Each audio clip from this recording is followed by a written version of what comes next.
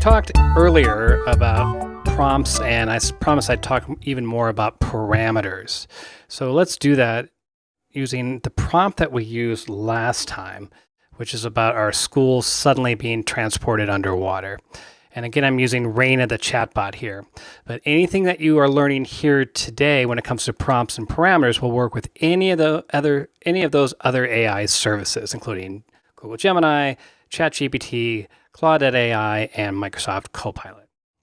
Now, we have our prompt here, but we're going to add some parameters. And to help you out, I've created a spreadsheet that creates parameters for you based on some selections that I have already there. And there's an opportunity to put your own in. Let's give that a try. So here's the prompt generator here. And you can see it has different parameters to choose from. So we have type, audience, tone, voice, length. Again, the more information you give an AI system, the better its return is going to be. Output type, and then when it combines all together, you copy and paste this into the chatbot. Let's give it a shot. So it's about an underwater school. It's the prompt. So the type probably, let's make it informational. Actually, let's make it a dialogue, so it'll be a conversation. It'll be fun. Audience, let's make it grade 3. Tone, how about excited? Voice, what kind of voice do I want? A curious student, or maybe a stressed out teacher about to have a nervous breakdown? So you can put anything you want. Length, 500 words, okay, sure. The different output type you want. Now, it's not appropriate to have it as a mind map this time, but you could have it as a mind map or a table or a comparison table or once again, dialogue. But in this case, I'm going to put essay.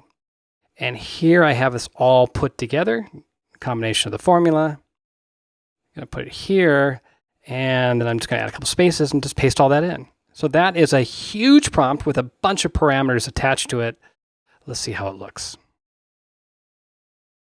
Now it should kick out a dialogue and an essay, which is a little bit of a contradiction, but let's see how it does. There we go. So you can see that it has that stressed out teacher, Mrs. Thompson, trying to stay calm, forcing a smile, on and on, finally smiling there in the end, et cetera, et cetera. So you have a cool prompt here with a set of parameters around it.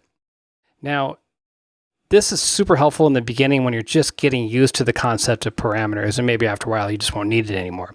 But I have it set up down here so you can put in your own types as well instead of just having these selections that I gave you, because you might want to use different ones. And also you might not want to use type. You might want to only use audience, tone, and length. And that's fine too, because when you put those in, it'll kick out here. You can see there's some spaces here for stuff to go in. And you'll just copy and paste that and put it right into here. And it'll act as a parameter in addition to your prompt. Again, this works with all the other AI systems as well. So now you should have a concept of what a prompt is, but more importantly, what the parameters are that go around it. Oh, one thing I should mention is there are different models here when you're using the chatbot. So you can use the smartest one, or you can use the fastest one, which is probably what you need most of the time.